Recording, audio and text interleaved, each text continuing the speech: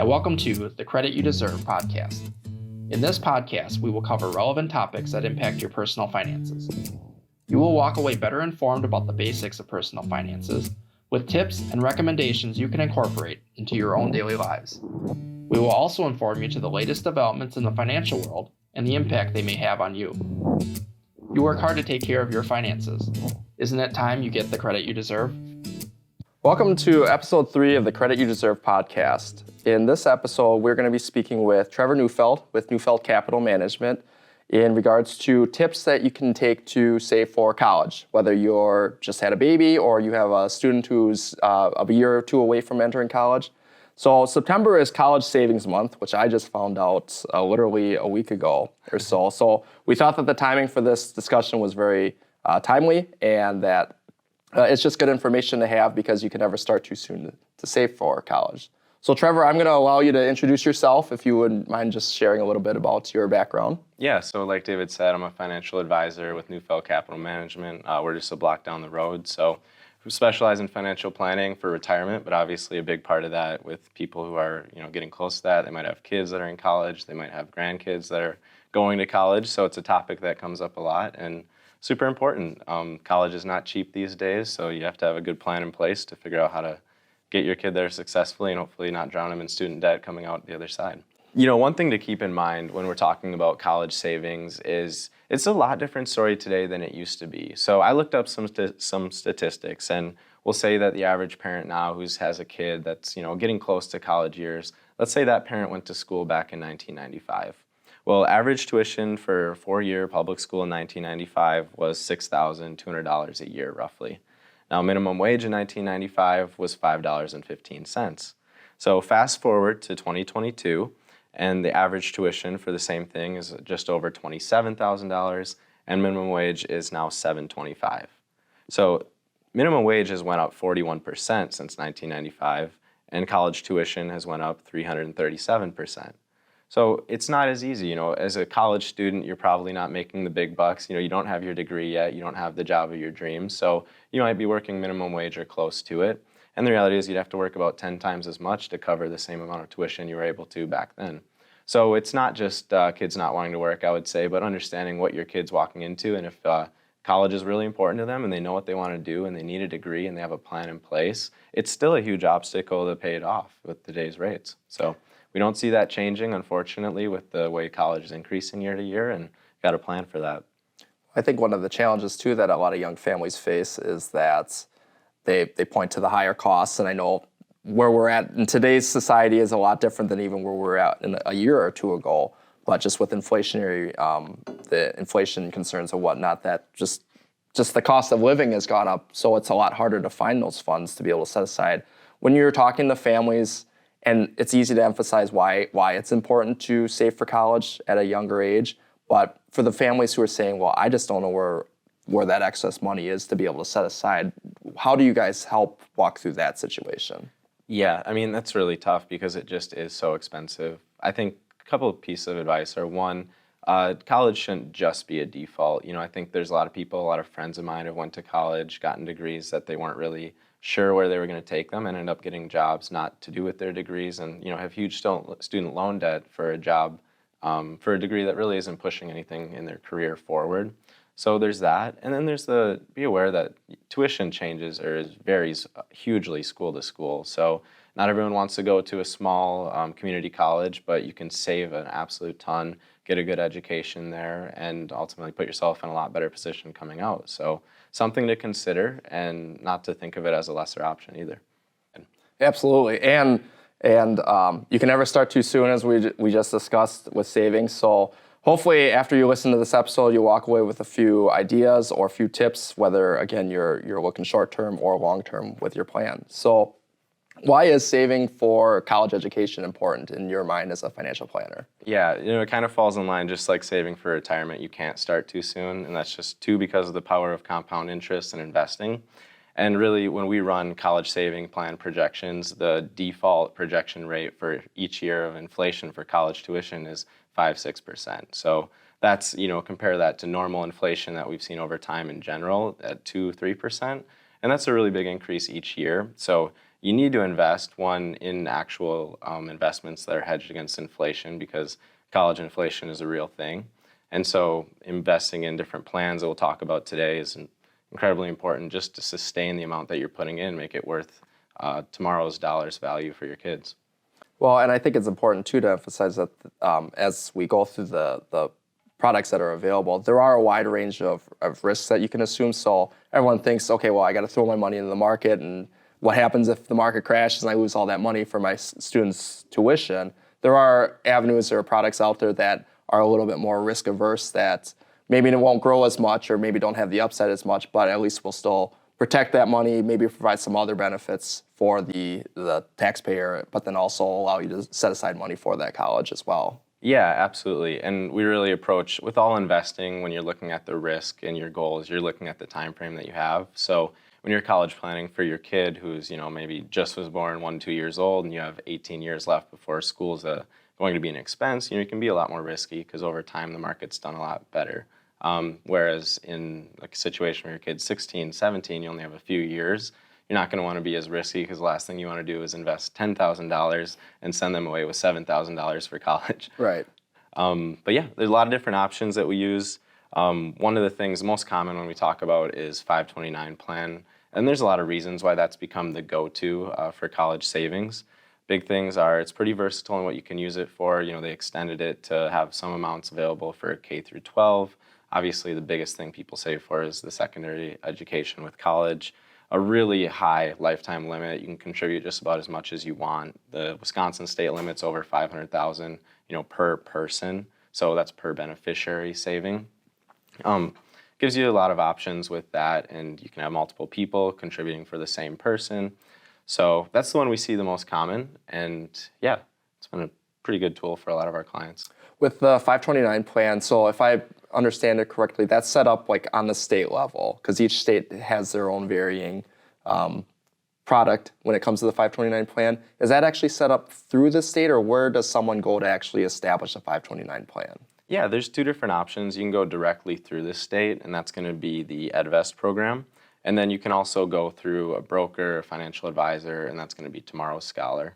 So both pretty similar options. Really, the advantages of going through an advisor are the same as any type of investing planning, is you get help in that area. They'll do projections for you, see where you're at and what realistically would you need to save, based on what your goals are for your kids.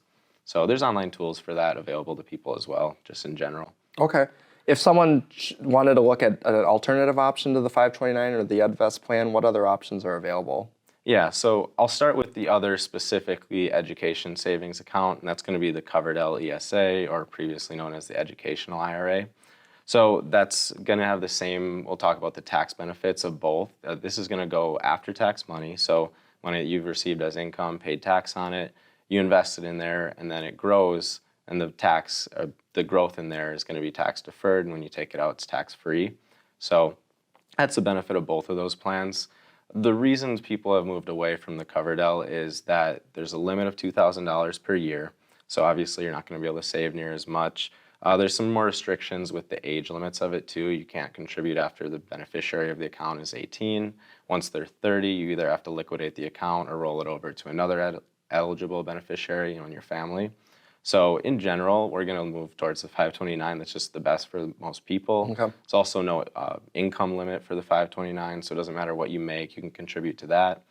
And the final thing, the only advantage of the Coverdell is that you can invest in whatever you want. Whereas you said before, the 529 is a state-sponsored plan, so it has a limited investment menu that you can choose from. But there's still good options in there really to accomplish anything you want to do in these accounts. Okay, that's good to know. We do offer Coverdell IRAs here at the credit union, but to your point, they're used very sparingly, and we haven't had a lot of interest in it. And I think people are looking at like the 529s and working with other parties for that. But just so people are aware that we do have that option in house here as well.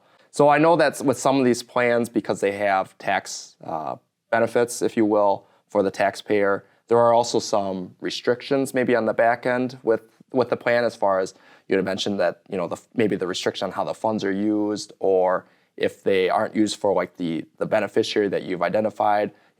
There's some restrictions as far as who they can roll down to, if they can roll down to. Are there any concerns, from the financial planning that you hear commonly from, whether it's a grandparent or a parent investing in these for the first time where, after a few years they're like, oh, I wish I would have known this about the plan or something like that? Yeah, I would say the biggest conversation piece we have is, the kid's younger, or maybe they're even older and they just haven't decided, like, are they going to go to college? So we'll talk about some of the other options if you're unsure about that in the conversations that we have.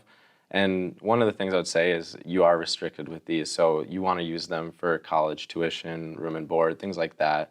There's a list, and you can look it up online, of the exact expenses that are covered under this that make it tax-free on the withdrawal. One thing we talk about is if someone has 5 kids, they're able to roll that over to other kids. So you don't just have to bank on each individual kid going to college. So you have some flexibility with that.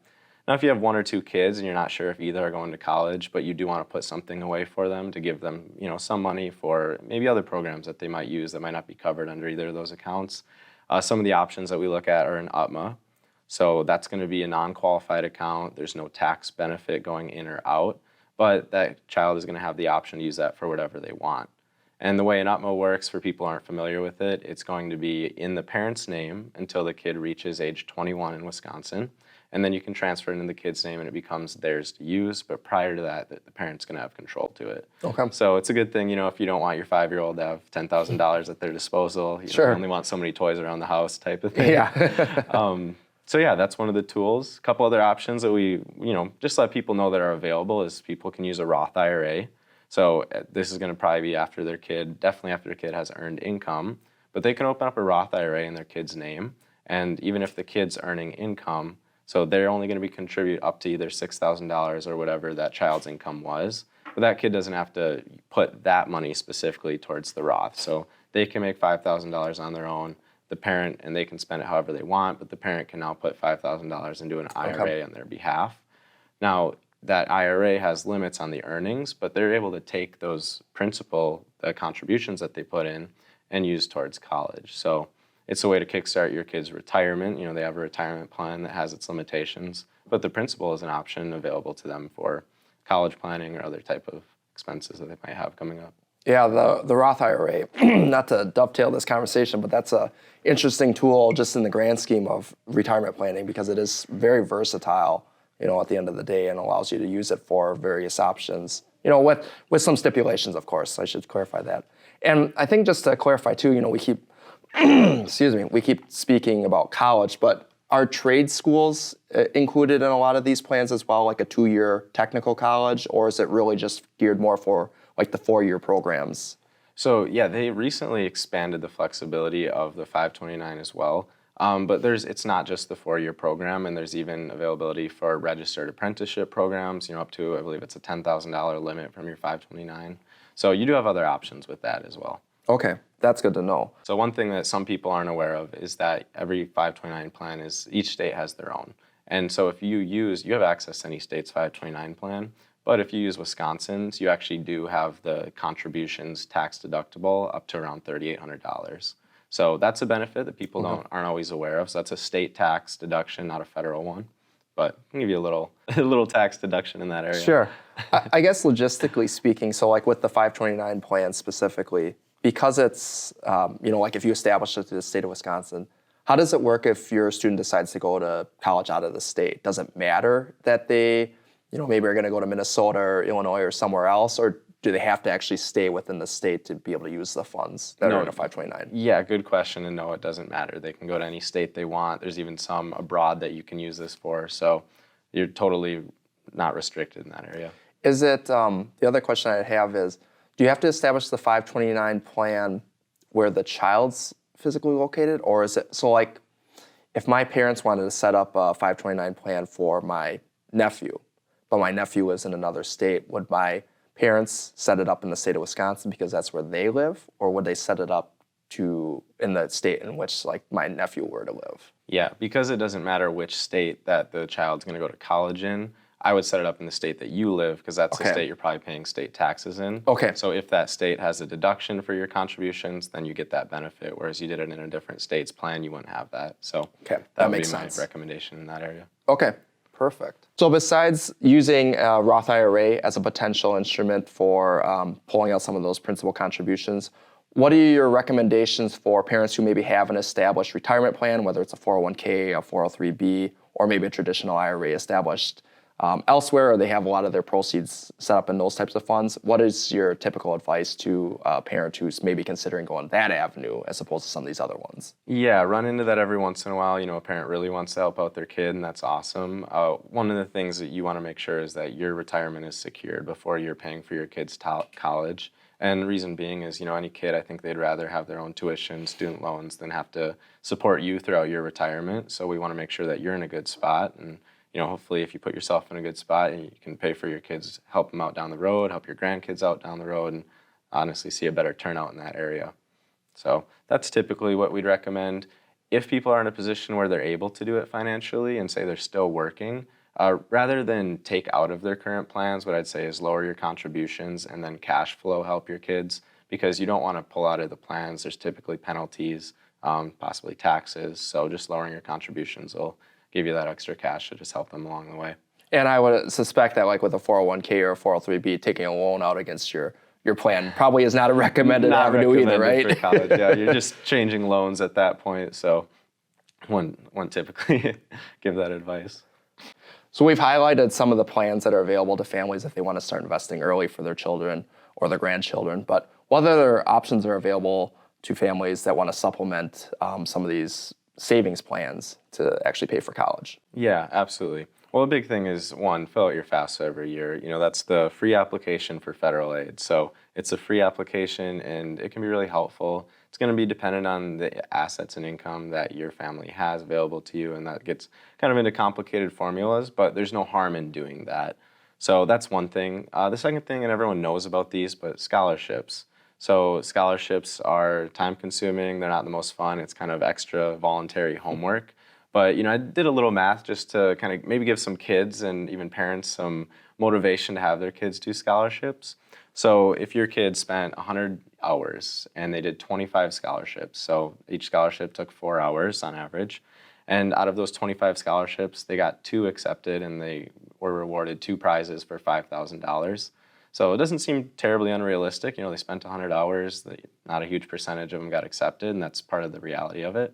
But for that $100, and they got $5,000, that's the equivalent of getting paid $50 an hour tax-free.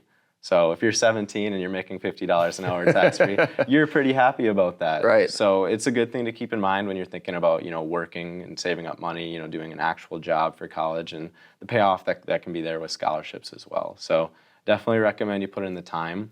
And there's also one thing to look into is what scholarships might I be applicable for or qualify for that not everyone does. It gives you a little edge. You're not fighting against the entire population of the human race of 17-year-olds, and you can get a better chance at getting those scholarships. Well, speaking of scholarships as well, so the credit union over the last year or two has made a devotion to some of the local tech colleges as an alternative to going to a 4-year program to be able to help supplement some of those opportunities that students may have that are going through any healthcare-related fields at the tech level. So through NTC up in Wausau, and then also through Mid-State Technical College here in the Marshfield area, we've put together some funds that are available to any of the students who are going through any of those healthcare programs as well. And so we would encourage you to reach out to your financial planner, even on the college level or at the school, to be able to see, how to get qualified for those opportunities as well. I know when I was in high school too, an option that was available to me, and I know in our areas available at high school as well, is the advanced placement courses, because it allows you to take a higher level course, and then there's a test that's attributed to the end, and if you pass that test, then you actually earn free college credit as well.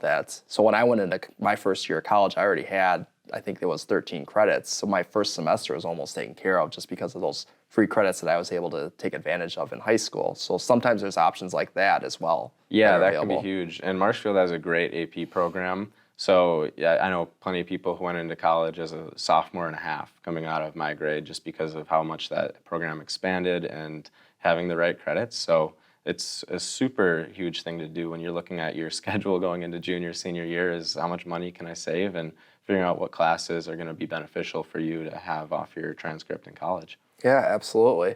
Well, I think during today's episode here, we discussed some of the options that are available from a savings tool, or tools that are available for savings and investing, whether your child is just born or is getting close to college age.